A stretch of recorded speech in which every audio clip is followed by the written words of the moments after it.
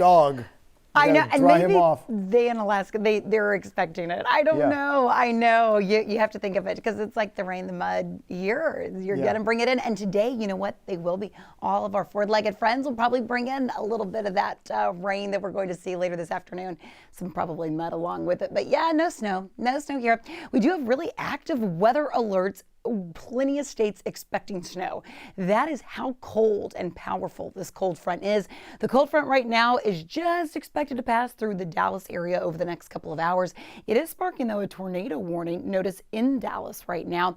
Here locally, a few passing showers this morning possible. It'll mainly be between lunchtime through 3 o'clock, but I think that's when we can notice an isolated thunderstorm this morning from Columbus, Eagle Lake, Sealy. You've seen a passing shower too, offshore a few passing showers, but otherwise, your hour-by-hour timeline. So if you are on carpool duty today, you're mostly dry before noon. Again, that straight passing shower possible. But take a look at what happens between about 3 to 5 o'clock. That's when those thunderstorms will really start to fire up, and I think they'll become a little bit more area-wide. So if you typically pick up the kiddo around 3:30, or if they have after-school activities around 5 o'clock this afternoon, that's when I think we could easily see some thunderstorms overhead.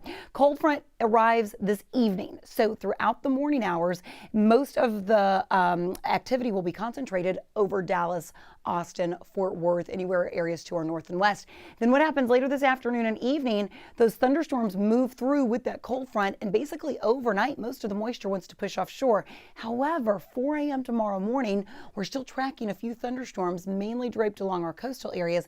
You just can't rule that out. So we may wake up tomorrow morning with some activity on the radar. By lunchtime tomorrow, most of this is to our east, and that's when our temperatures begin to drop. So tomorrow midday, this is 11 a.m., 50s and 60s. Think right now we're in the 70s with really high humidity. Fast forward Wednesday evening, area-wide 40s and 50s, and then getting into Thursday morning, 40s, potentially even some upper 30s on the north side. So it's really Thursday when that deep cold Canadian air that's expecting to produce a widespread snow across portions of the plains, the Midwest. That's what's going to be diving in here locally starting Thursday, but continuing right through Christmas Day. This is a look at December 23rd. So that cold air that moves in, it's not budging anywhere. We're expecting a really chilly, compared to our standards as far as December goes, Christmas this year. So be prepared over the next 2 weeks. Once that cold air arrives, take a look. Temperatures overnight, 40s for Thursday, high temperatures in the 60s,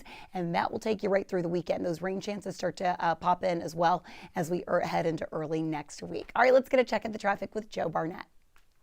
Good morning. There's a problem on 69, the East Tex Freeway. It's that ramp that goes to 610, the North Loop.